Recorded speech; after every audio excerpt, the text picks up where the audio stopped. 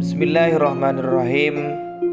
Alhamdulillahirabbil alamin wassalatu wassalamu ala asyrofil anbiya'i wa imamil mursalin wa ala alihi wa sahbihi ajma'in. Rabbi shrah li sadri wa yassir li amri wa hlul 'uqdatam min lisani yafqahu qawli. Para pemirsa, para seluruh masyarakat negara Kesatuan Republik Indonesia yang budiman, para pendengar juga, para sahabat. Seringkali kita membincangkan tentang masalah agama dan politik.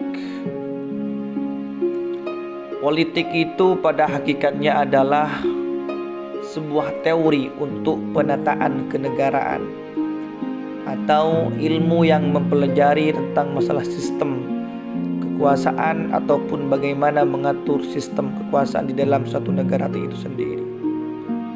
Maka kalau dihubungkan dengan masalah agama dengan agama, bagaimana politik itu membingkai tata nilai yang luhur dari agama itu sendiri. Dengan demikian, sebetulnya agama tidak memusuhi politik, dan politik tentu tidak boleh memusuhi agama. Terjadi pertikaian itu karena disebabkan bukan teori politiknya, tetapi penggunaan politik yang tidak sesuai dengan tata nilai norma agama. Di dalam agama dijelaskan oleh Hujjatul Islam Abu Hamid Al-Ghazali dalam kitabnya yaitu Ihya Ulumuddin Al-Mulk wad-Din Tau'aman Fad-Dinu aslun was-sultanu harisun wa ma la asla lahu fa mahdumun wa ma la harisa lahu fadai'un. Agama dan kekuasaan itu merupakan dua saudara kembar. Agama sebagai landasan atau pondasi dan kekuasaan politik sebagai pengawalnya.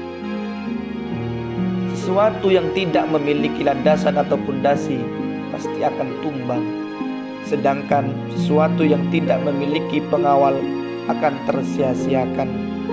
Itulah ucapan yang dikemas di dalam Ihya Ulumuddin oleh Imam Al-Ghazali. Jadi agama sebagai tata nilai kehidupan dan politik seharusnya dia membingkai tata nilai itu agar tidak kebablasan. Kalau amanat ini putus, di mana politik itu berjalan sendiri tanpa dia mengikuti alur kemampuan masyarakat, maka ada sesuatu yang hilang di sini. Dan disinilah awal daripada keresahan masyarakat itu sendiri. Karena apa yang dibawa oleh masyarakat, oleh agama tidak tembus kepada kebijakan-kebijakan politik kekuasaan. Oleh karenanya, maka yang terpenting itu bukan hanya agamanya dan politiknya, akan tetapi bagaimana membawa agama di dalam berpolitik dan membawa politik yang tidak bertentangan dengan norma nilai agama. Nah, di sini perlu siapa yang sesungguhnya yang mampu menyajikan itu.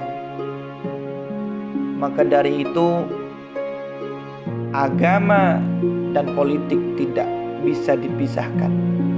Berpolitiklah, tetapi harus sesuai dengan nilai-nilai norma agama yang kita pelajari. Karena di dalam ajaran-ajaran agama sudah lengkap, sudah diajarkan masalah bagaimana berpolitik yang baik. Maka dari itu kita sudah ada contoh di dalam mengaruhi, memproses malah sistem negara yang baik. Sehingga kalau kita pengen negara kita, tentunya negara Indonesia, pengen dijadikan negara yang baldatun warabun wafur, maka kita patut dan pantas untuk mengikuti politik yang telah dibawa oleh Rasulullah Shallallahu Alaihi Wasallam dan para pejuang, para pahlawan negara kesatuan Republik ini.